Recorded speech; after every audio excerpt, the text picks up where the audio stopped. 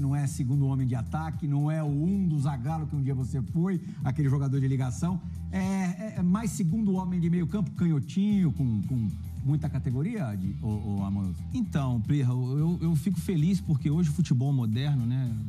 Braz também é um dos grandes comentaristas aqui, né, dos canais ESPN, PV, um grande treinador que tem facilidade para analisar atletas, né, de categoria de base.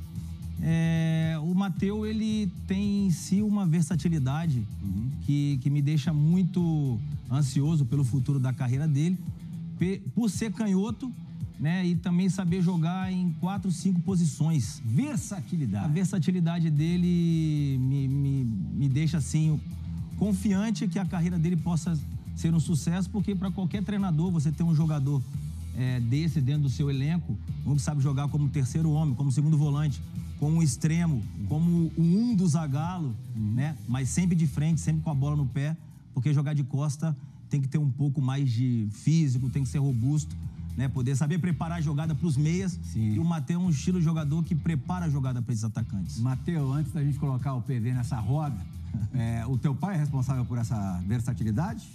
Ah, com certeza. Eu peguei um pouquinho dele disso. Mas ele enche o saco pra você jogar em mais de uma?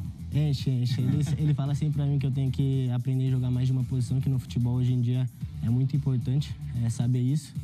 Mas, com certeza, eu peguei um pouquinho disso dele, porque ele não era só um jogador que fazia uma posição só e fazia mais de uma posição, né? Tomara que você pegue bastante do teu pai. É verdade. O máximo possível. PV, boa noite, que alegria, que honra tê-lo conosco aqui no Resenha ESPN. Antes da gente falar da tua carreira, pra gente não perder o bonde, não é o caso Amoroso, tá? Mas tem muita mãe de Miss ali te atazanando o tempo todo na base do Palmeiras ou não? Muito pai ali, entrão, que gosta de dar palpite, que gosta de forçar eventualmente uma escalação. Isso acontece? Você tem que ter jogo de cintura para lidar com isso? Boa noite, Plihal. Boa noite, Amoroso, Praz, Matteo. É um prazer estar com vocês aqui falando sobre futebol, falando sobre tudo aquilo que a gente tem vivenciado nos últimos anos na carreira, especialmente aqui no período no Palmeiras. Cara, não. O Palmeiras hoje é um clube que é extremamente profissional. A gente tem um mínimo de contato com pais e familiares e procura ter o contato realmente com os atletas, potencializá-los. Esse é um problema que, graças a Deus, hoje não faz parte mais da rotina do futebol do clube. E acredito que minimamente isso tem acontecido também no cenário de futebol de base. Eu acho que as equipes têm se profissionalizado muito. E o futebol de base no Brasil hoje ele tem conseguido atingir um nível bastante interessante. Jamais dá para campeão. Com um detalhe, Praz, que eu acho que talvez seja o mais relevante, o que ele considera mais relevante. Dos 11 titulares do Palmeiras na primeira conquista, nenhum permaneceu para o ano seguinte. São 11 jogadores diferentes, 4 deles participaram da campanha passada, mas entrando de vez em quando. Quer dizer, foi uma reconstrução mesmo e 2 vezes bater campeão para um clube que o campeonato existe desde 69. Jamais havia levantado a taça, é um mérito e tanto. A gente ficou muito satisfeito com o que a gente conseguiu apresentar enquanto formação de um grupo nessa Copa São Paulo. Nos momentos finais, nos jogos finais, eu vendi muito para os atletas que o mais difícil não seria levantar a taça, o mais difícil seria fazer o que a gente vinha fazendo como equipe, né? Formar um novo grupo, unificar mentalidades, unificar sonhos, pegar jogadores com diferentes contextos, jogadores que, no caso do Henry, o zagueiro, que era o último ano, o único jogador nascido em 2002, que já estava se despedindo das categorias de base, como os jogadores que vinham subindo do Sub-17. Então, a gente conseguiu unificar e crescemos muito como equipe dentro da competição. Esse acho que é o maior mérito do trabalho, de forma geral. E nós temos que salientar muito o trabalho do clube, né? É muito fácil eu trazer todos os louros para mim, para a comissão técnica, para os atletas, mas o trabalho do clube, de forma geral, que traz jogadores, que traz qualidade para dentro do centro de treinamento, isso com certeza favorece e facilita muito as nossas escolhas, as nossas tomadas de decisão e a formação desses grupos vencedores. A gente até tem a impressão que esse ano foi mais difícil, acho que baseado na decisão contra o América, gol ali na última bola, o jogo emocionante e tal. E no ano passado, na decisão contra o Santos, o Palmeiras não tomou conhecimento, venceu por 4-0. mas no ano passado teve um empate na campanha. Jogo debaixo de chuva, sobre um contexto ali diferente. Esse ano não, é super linear, vitórias em todas as partidas. Praz, quando você chegou no Palmeiras, 2013 ou 14? 13. Fim de 2012. A base não era essa maravilha não, né? Boa noite. Boa noite, Filhal, Amoroso, Matheus, bebê. Não, a base não era, o clube também não era, né? Assim, o Palmeiras evoluiu muito como clube, em termos de organização, em termos de processo. E aí faz o caminho que eu acho que é o correto, né? Os processos trazem os resultados e não o contrário. Tu não vai buscar resultados sem ter processo, que não vai ser um crescimento sustentável, né? Vai ser ocasional.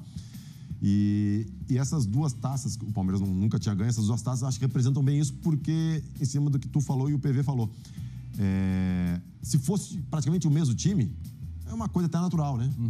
Conseguiu montar um grupo de qualidade, mas foi um time totalmente novo, né? Totalmente novo. Então, e assim, tu montar um time com diferença de um ano, óbvio, que esse time já era construído, porque esses meninos já estavam dentro de um processo que vem lá, sei lá, desde o sub-13, sub-15.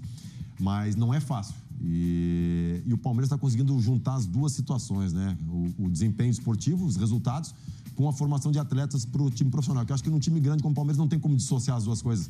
Tu não consegue formar sem ser campeão e tu não consegue também ser campeão sem formar com qualidade. Sim. E aí supriu o time profissional, que a gente está vendo, que o Abel mesmo falou que não vale a pena contratar se não for um cara que chegue, vista a camisa e jogue.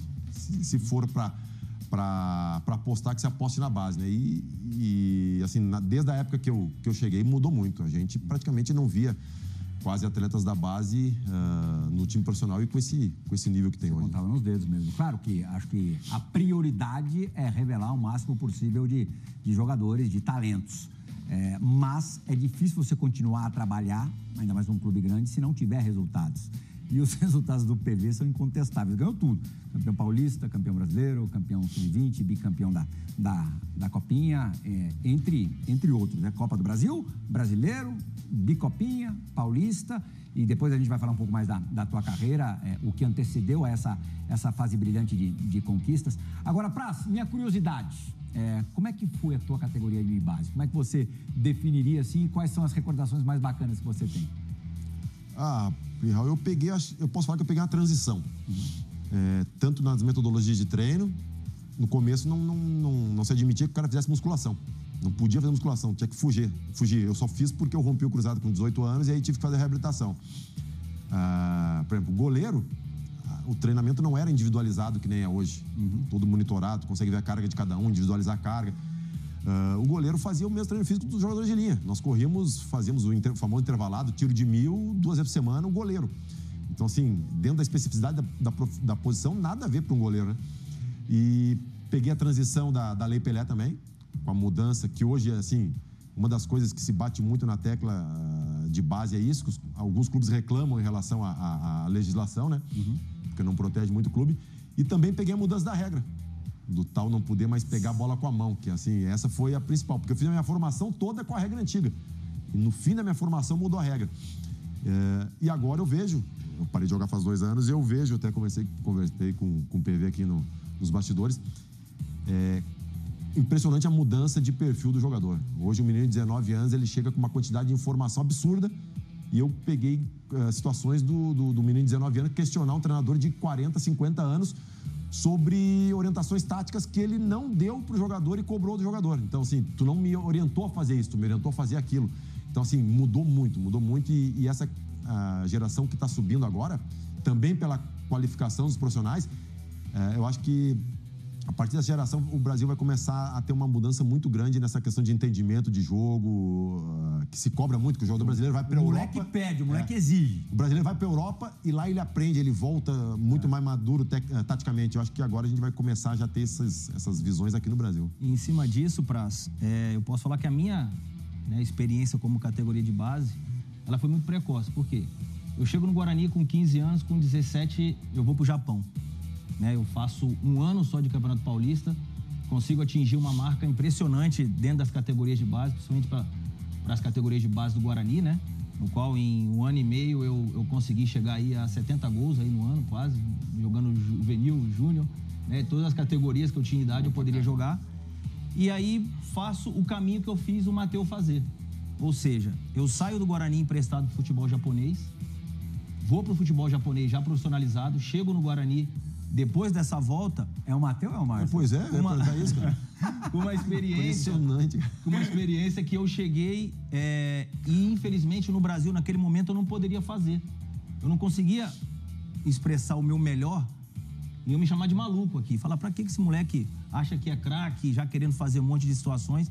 E, em vez do futebol japonês, eu tive essa oportunidade, porque não era um futebol ainda conhecido, estava começando ainda a ser profissional. Você tá dizendo pro Matheus indiretamente que você quer que ele dê uma camelada no futebol? Não, aí o que eu fiz? Eu peguei ele, né, com a experiência que eu tive, né, de base, levei ele pro futebol europeu para ele aprender a parte tática, para ele poder se desenvolver na parte física e que com certeza ele teria a oportunidade de vir pro Brasil já com essa experiência, em que muitos meninos da idade dele não tiveram essa base, principalmente tática. E aí ele indo para lá ajudou muito, né, a passagem dele pelo Granada e pela Udinese. E aí ele chegou no Inter de Porto Alegre, né, conseguiu já em pouco tempo mostrar seu talento, né, desenvolver tudo aquilo que ele aprendeu no futebol europeu, trazendo aqui pro Brasil. Você sentiu mesmo que você tem essa vantagem em relação aos seus companheiros? Ah, com certeza. Quando eu cheguei aqui no Brasil, querendo ou não, eu aprendi muito lá na Itália, a parte tática e física. Fez com que, quando eu chegasse aqui no Brasil, eu tivesse uma vantagem, querendo ou não, dos meus adversários, dos meus companheiros. Então, eu aprendi muito lá. E quando eu cheguei aqui, eu vi que o modo deles ensinar o futebol lá é diverso do daqui. Aqui, a gente trabalha muito com a bola, muito solto. E lá na Itália, não. Lá a gente trabalha muito a parte tática. Então, eu acredito que eu aprendi muito lá e trouxe um pouco aqui pro Brasil. PV, a molecada gosta de falar do jogo com você?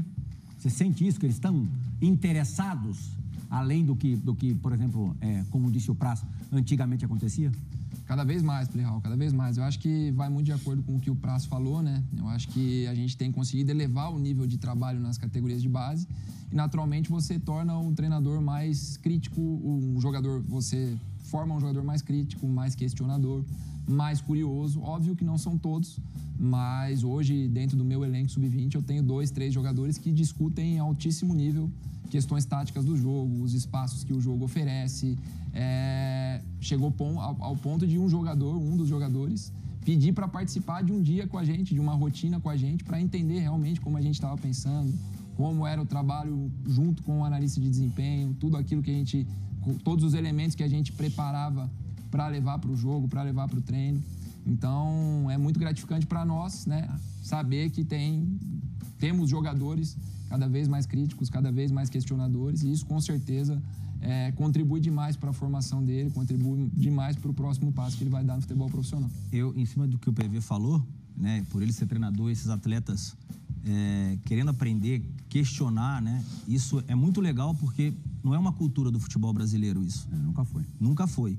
Mas assim, eu, com o Matheus, eu vejo os jogos dele, quando eu vou a Porto Alegre pessoalmente, em algumas ocasiões, procuro assistir para poder ajudá-lo também.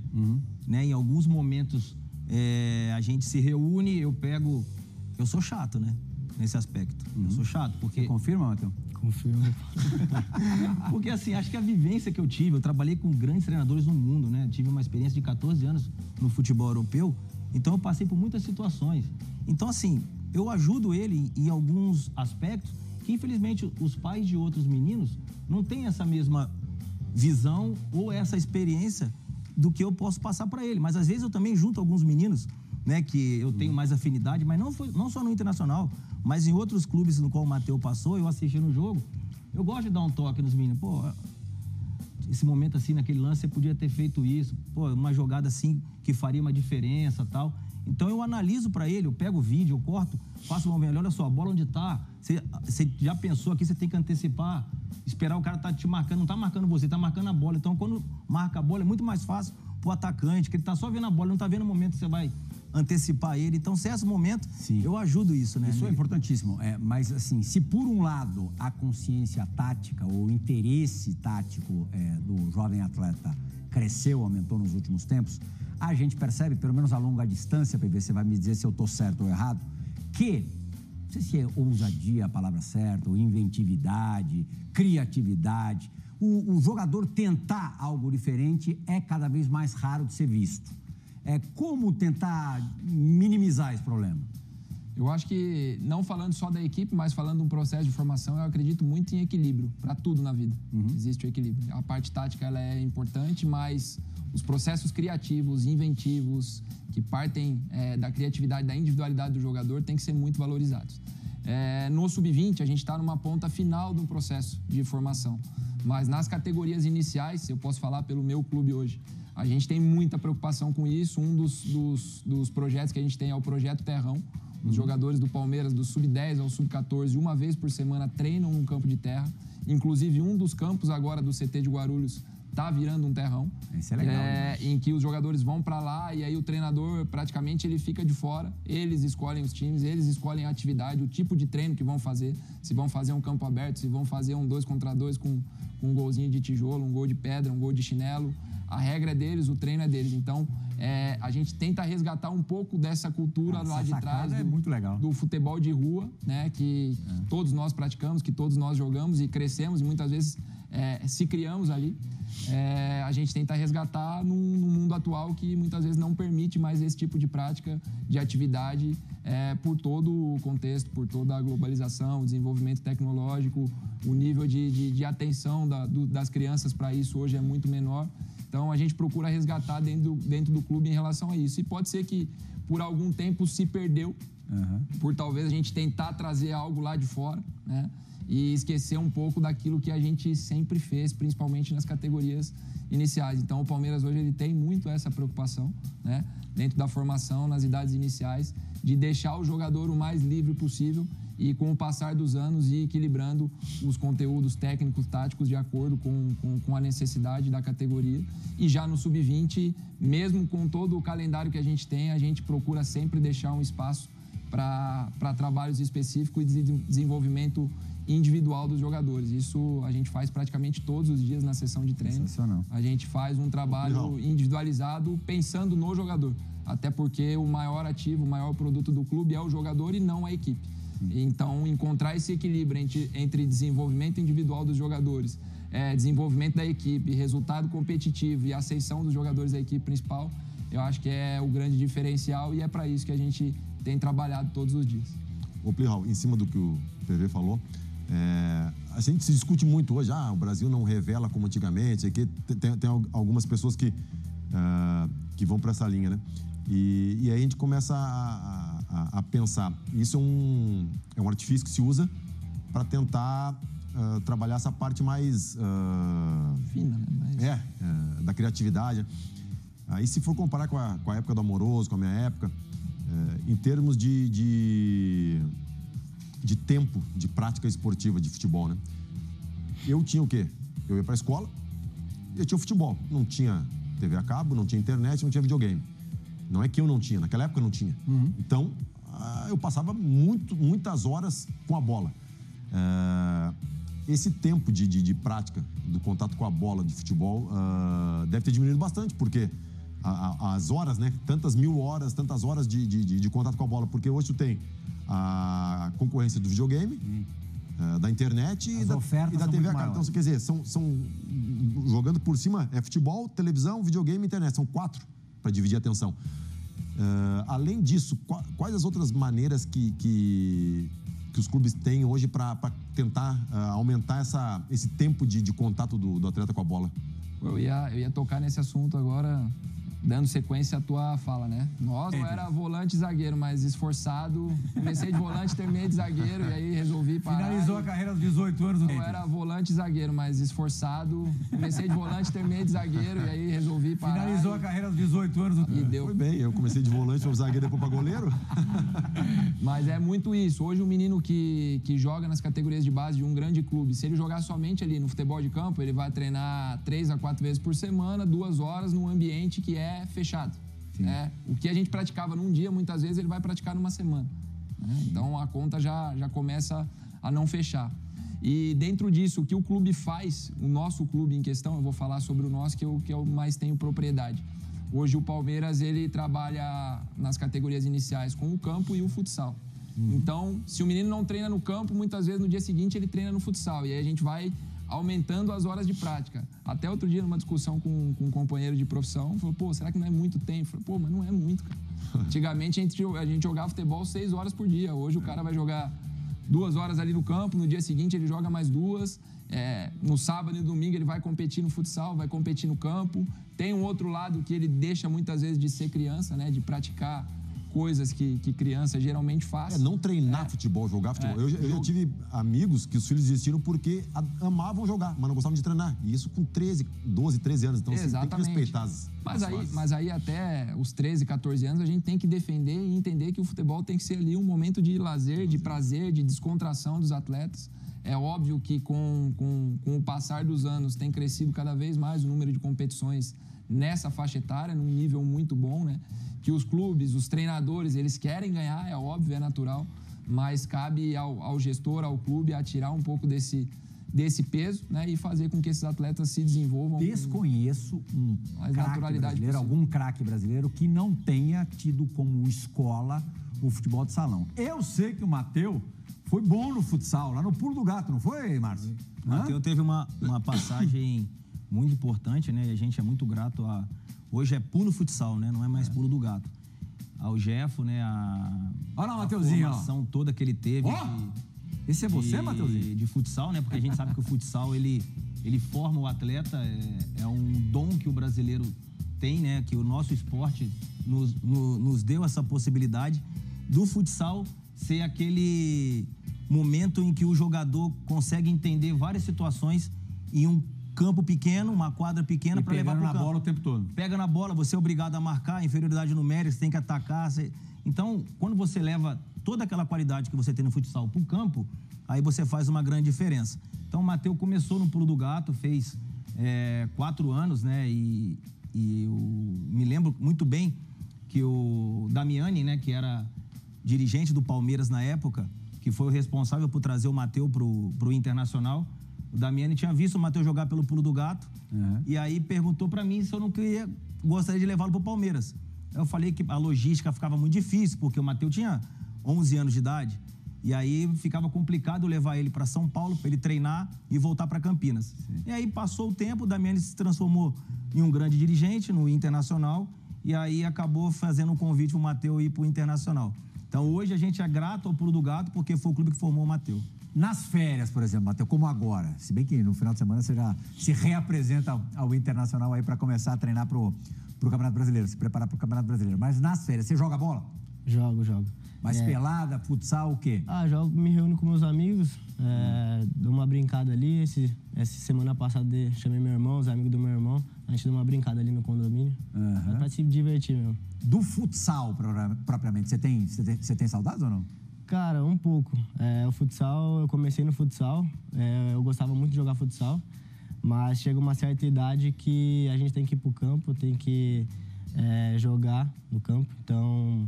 Mas eu sou muito grato ao futsal e, sem dúvidas, se eu entrar hoje na quadra de futsal, dá uma saudadezinha. É gostoso, né? O Praz começou o programa lembrando, claro, do período mais escasso de talentos do Palmeiras, de quando ele chegou ao clube, mas você vivenciou muito de perto, acho que certamente, nem provavelmente, certamente, o primeiro grande talento do Palmeiras a dar certo no futebol mundial, a se tornar uma estrela internacional, Gabriel Jesus. Você acredita quanto de cuca, cabeça e quanto de talento pro Gabriel ter chegado onde chegou? Claro que sem talento não chega longe, né? O talento é um dos pilares essenciais, né? Mas, assim, se tu tiver talento, tiver parte física e não tiver cabeça, tu não vai a lugar nenhum.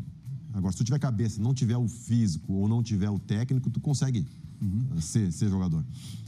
Óbvio que não vai atingir o ápice, mas a parte mental do Gabriel é sensacional, é incrível. É incrível, porque assim, às vezes, isso é uma conversa que eu tive com amigos meus da base, que eram craques na base, craques, foram pro Mundial do Grêmio em 95 contra o Ajax com 16 anos, estavam no banco.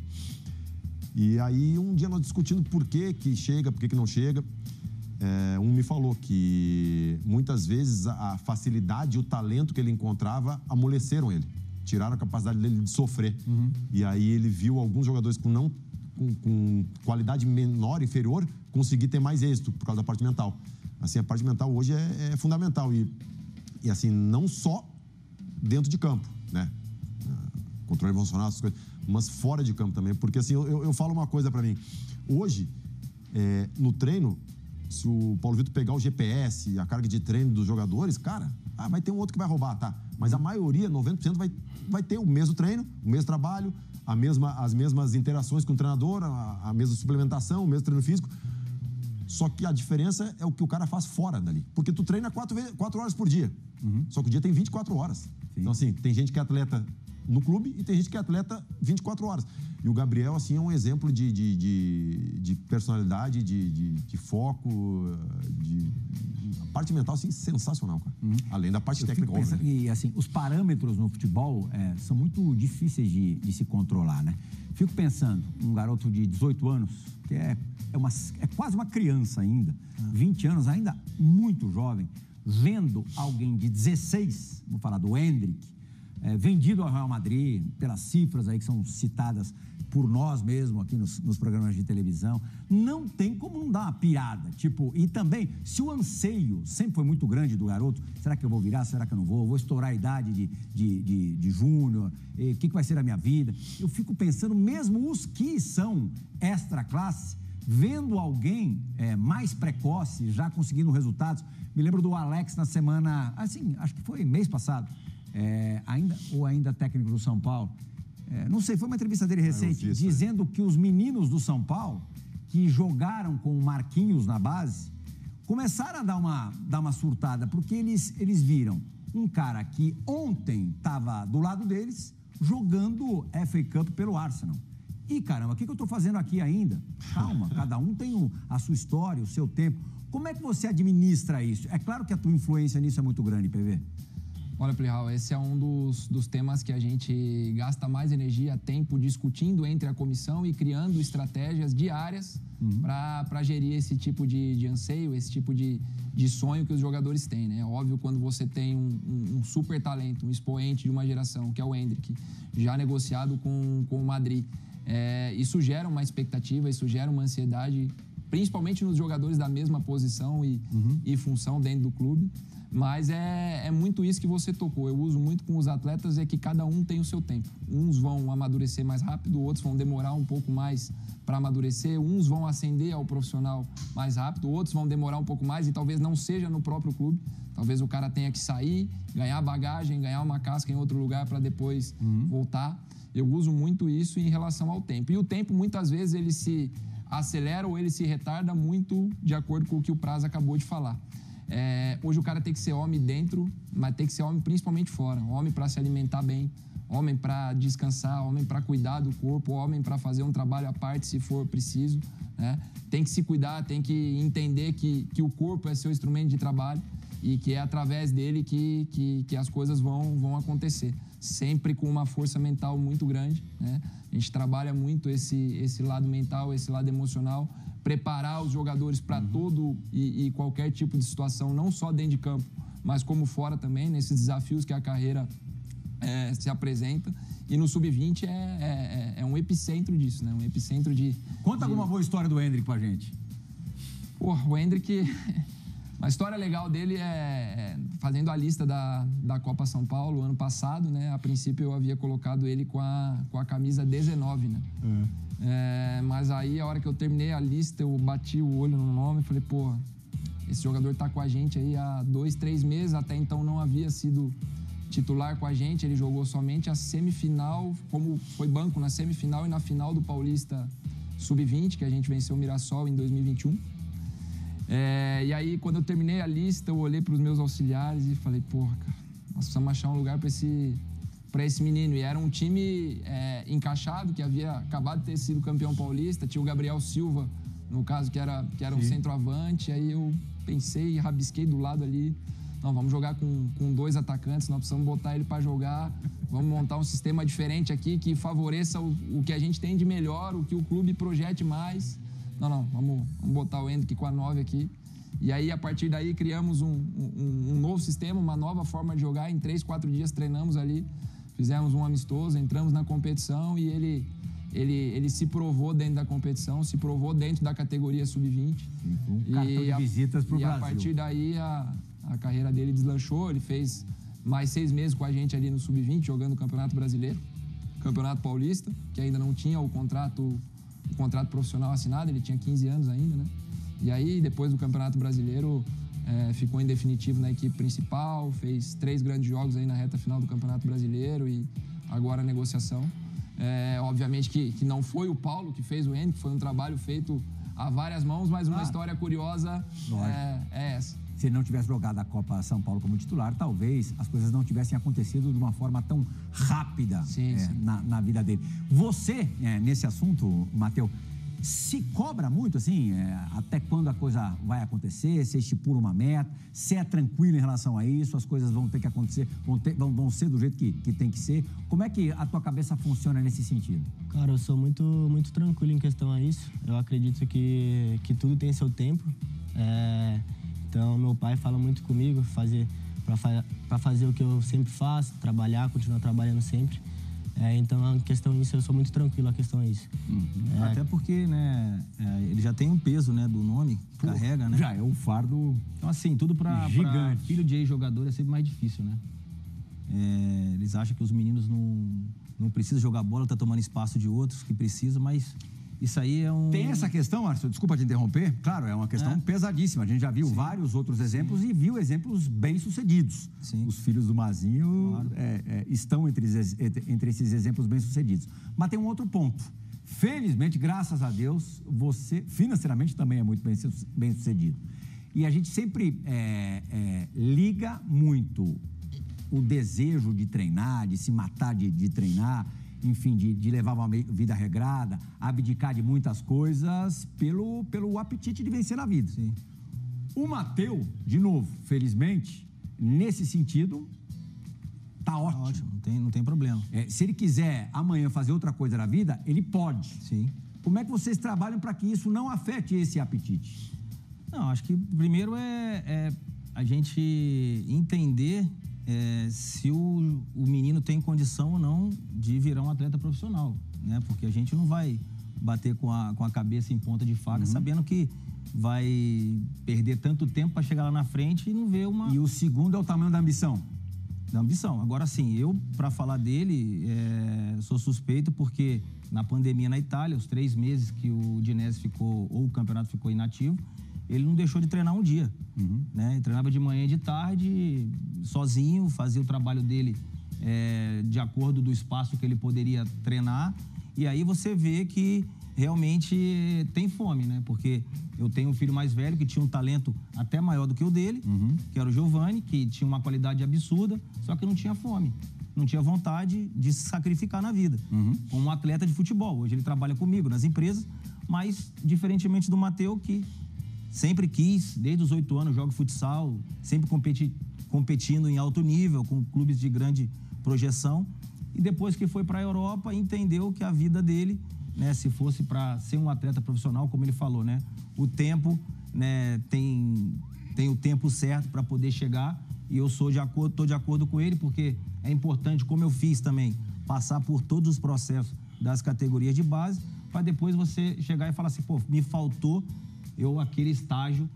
Tudo é no seu tempo, tá num grande clube, o Inter dá todas as condições para que ele possa realmente terminar a formação dele e quem sabe a gente vê-lo em breve jogando no principal time do Inter. Matheus, é isso? O teu apetite independe da condição da tua família, da condição financeira, eu digo mesmo, da tua família. Você quer vencer o futebol como se não tivesse nada. Com certeza. É meu sonho desde menino. Me entreguei desde os meus 12 anos jogando no futsal. Depois fui pro Ituano na base, no Sub-15. E ali eu vi que eu queria ser, era meu sonho, ser jogador. Seguir os passos do meu pai, que foi um ídolo no futebol mundial. Então, eu sei que é difícil, não é fácil seguir os passos dele, mas tenho certeza que com o meu empenho, com o meu trabalho dia a dia, se Deus quiser, logo, logo eu vou estar brilhando aí com a camisa do Inter e, se Deus quiser, no futebol europeu aí também. Olha lá, a pausa é proposital. Tocou a sirene. Piscou a luz. Tem pros dois. Pro PV, leve. Pro Matheus, se segura na cadeira aí que a moleza vai acabar. Chegou a hora, fã do esporte. Da dividida, do Resenha ESPN.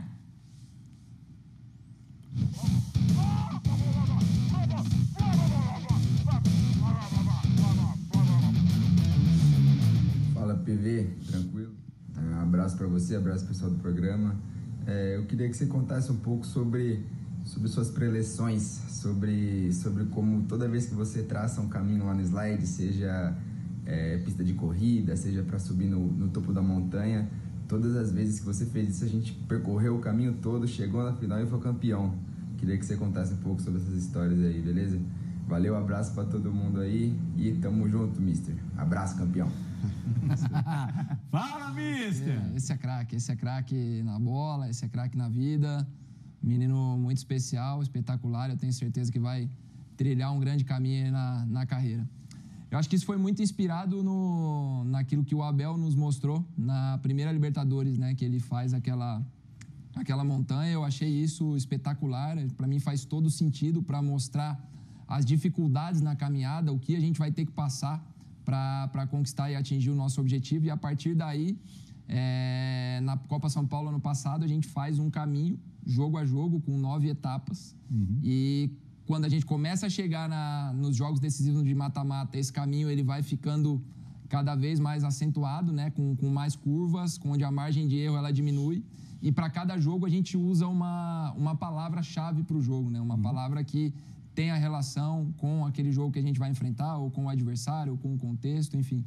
Então, eu já utilizei isso, usei uma pista de corrida para representar a correria, que é o dia a dia, e o Campeonato Brasileiro, como foi, jogos atrás de jogos, e isso também deu certo. Depois, utilizei uma montanha para falar da Copa do Brasil, depois de ter ganho Copa São Paulo e Campeonato Brasileiro no mesmo ano. Para a gente ganhar a Copa do Brasil, a gente teria que escalar uma montanha, os adversários iam vender caro, e também fizemos essa analogia, essa relação aí deu muito certo. E aí, para agora, na Copa São Paulo, a gente falou, pô, o que nós vamos fazer agora? Porque as ideias também, elas vão se esgotando e te exige muita criatividade, né? Pô, é um grupo novo, é um grupo que precisa crescer dentro da competição. Pô, nós fizemos um caminho na Copa São Paulo ano passado e a gente tem que vender para os caras que a gente sabe o caminho. Alguns estavam aqui, vão repetir, outros vão ter que entender que a gente sabe o caminho para chegar. A gente pegou a mesma imagem, o mesmo diagrama e foi preenchendo e repetimos mais uma vez o caminho. É realmente uma prática que a gente passou a adotar, inspirado numa situação que o Abel utilizou. Você bebe muito na fonte do Abel Ferreira? Ah, sem dúvida. Eu procuro beber sempre de fontes que me inspiram, de treinadores que eu vejo coisas muito interessantes, seja aqui no Brasil e seja fora, e o Abel com certeza é um deles.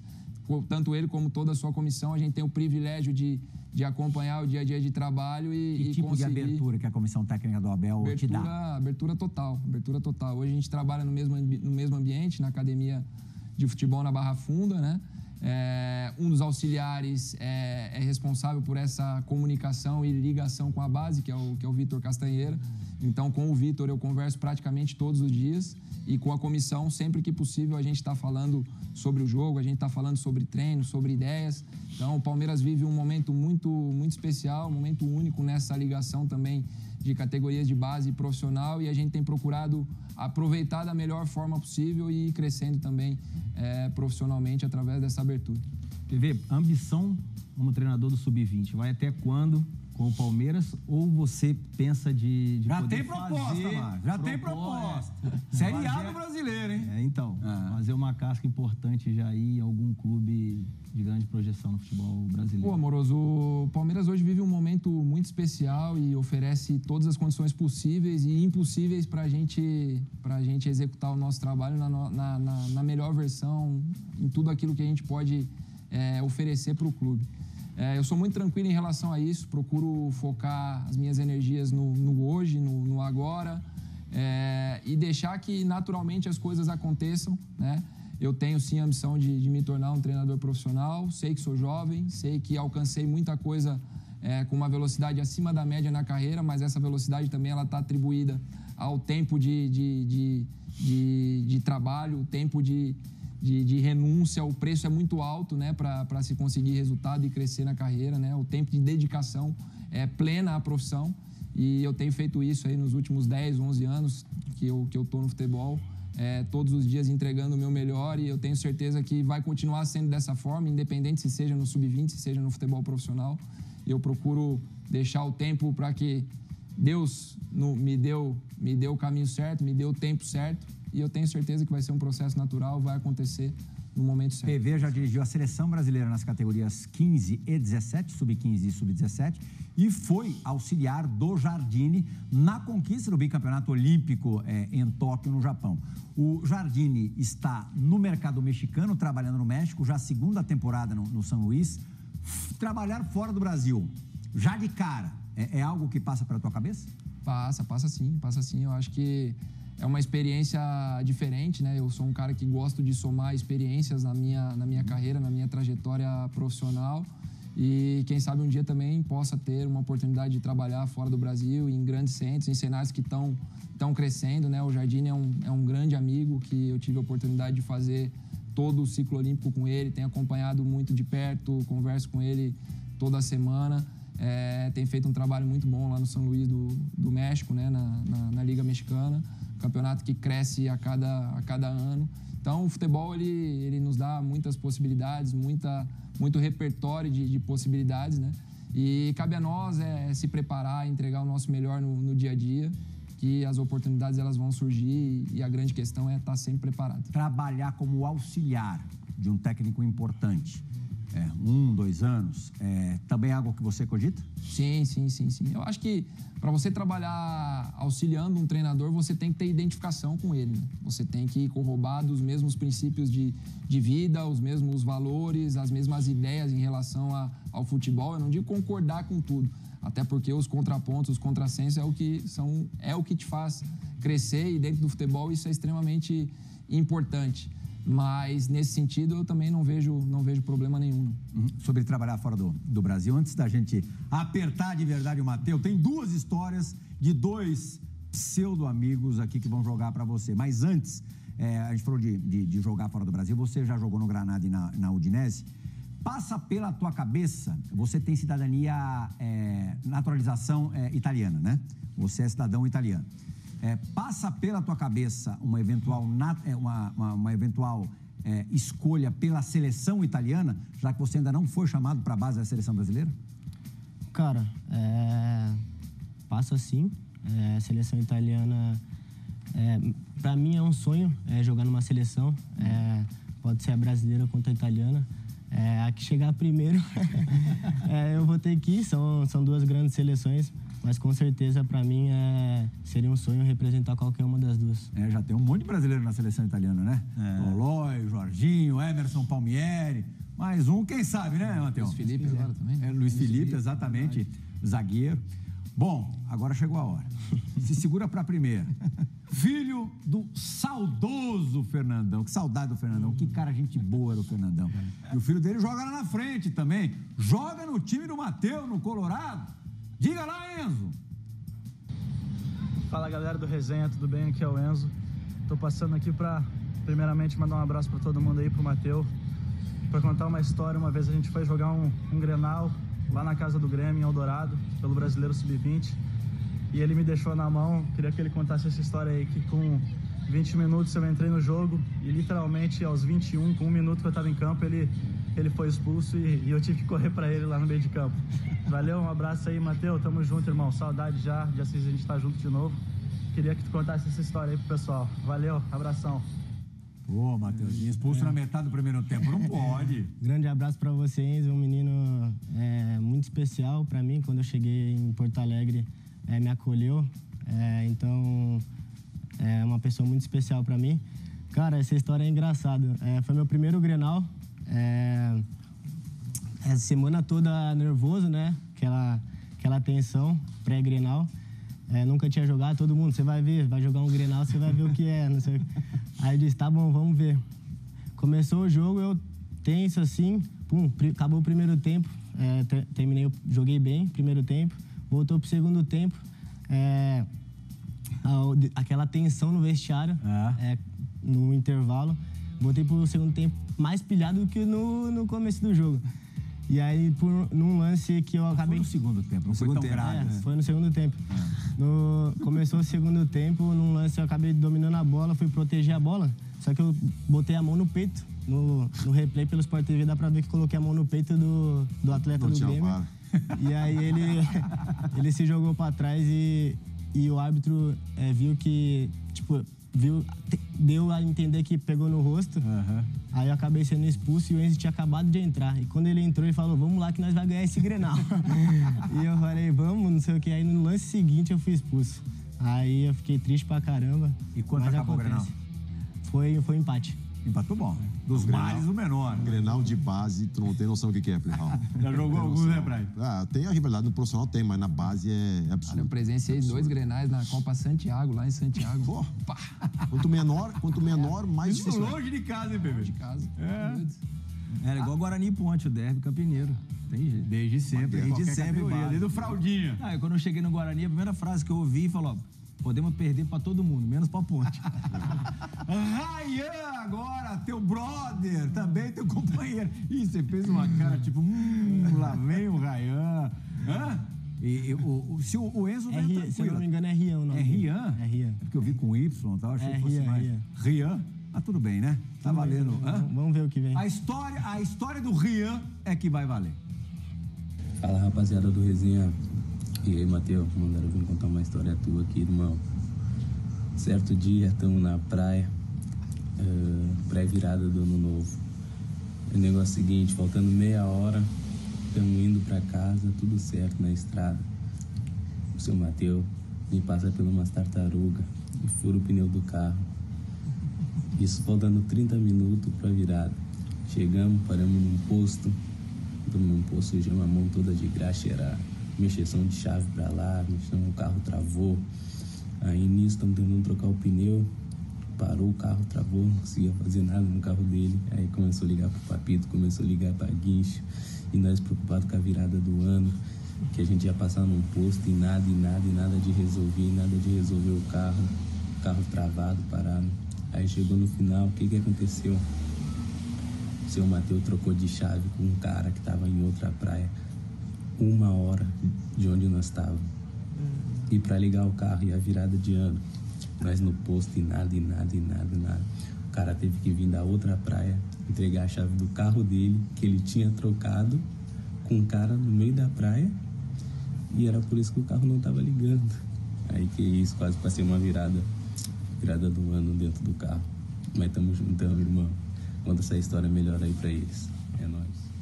Estragar o Grenal ainda vai. Estragar a noite de Réveillon, aí é dureza. Cara, essa noite foi duro.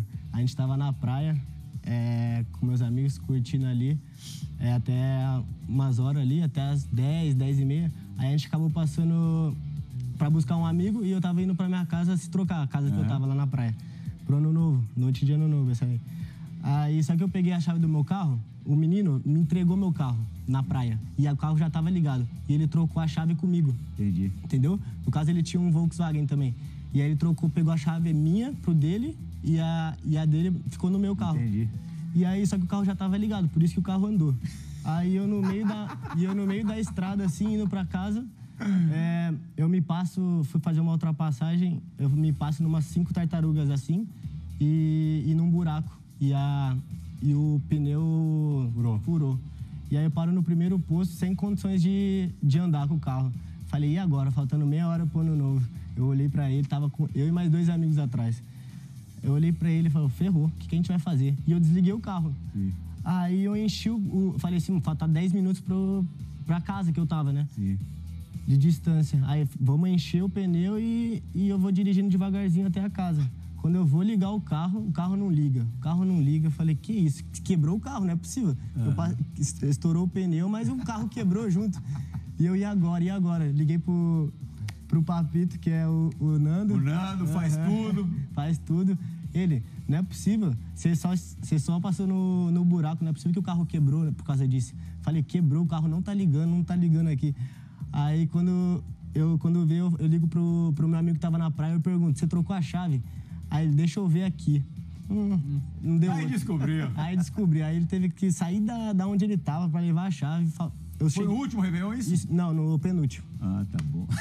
E aí ele levou a chave pra mim e eu consegui salvar meu ano novo. Mas tem uma quebrada dele boa. Posso contar? A gente tem 1 minuto de programa. 1 minuto. Você conta pra encerrar o Pra Resenha encerrar, ESPN. ele vai ter que contar Fora isso aí. Esporte, primeira e única parada do Resenha ESPN de hoje, tratando de categoria de base e outras cocitas mais. Resenha volta já.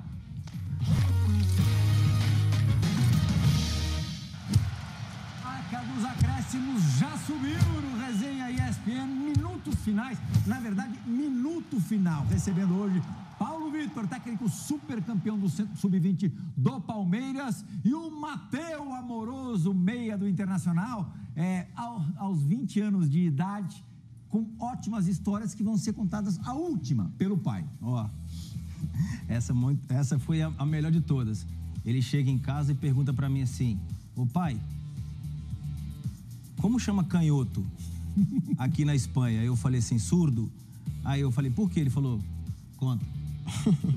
Essa história é engraçada. Eu cheguei, nos meus primeiros dias lá na Espanha, cheguei no vestiário, os moleques me chamaram pra resenhar um pouco, fiquei resenhando, que eu sabia um pouco de espanhol, riscando. E aí veio um moleque e perguntou pra mim, falou comigo, eres surdo? Só que eu não sabia. Surdo é canhoto, em espanhol. Aí o que você respondeu pra ele? Eu cheguei, falei, não, escute. Escute muito bem. Escute, aí ele, não, perna. Eu falei, pô, não sabia. Márcio, muito obrigado por ter trazido o filhote aqui, desejando a maior sorte do mundo pro Matheus, pra você também, PV. Nem tá precisando muito, né, no teu caso. Continue assim. Que continue assim, 34 anos, enfim. Tem a vida toda pela frente de verdade. Praz, valeu. Tua presença sempre faz o programa crescer muito. Fã do Esporte, obrigado pela companhia nessa última hora de resenha. O programa volta na semana que vem. Tchau!